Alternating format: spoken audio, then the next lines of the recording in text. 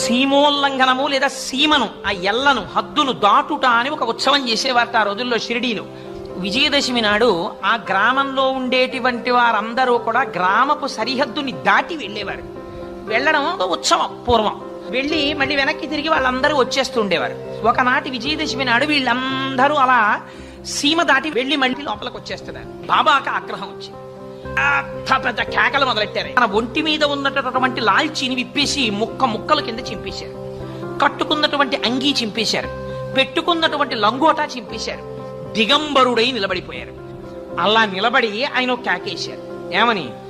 ఇప్పుడు నన్ను చూడండి, స్పష్టంగా చూడండి, అందరూ చూడండి, నేను హిందువునా మహమ్మదీయుడనా చెప్పండి అన్నారు. ఇప్పుడు చెప్పండి, ఆయన మహాజ్ఞాన పిచ్చాడా? ఎవరు చెప్తారు? అర్థం కాలేదు బాబా ఆ రోజున ఎవరికి.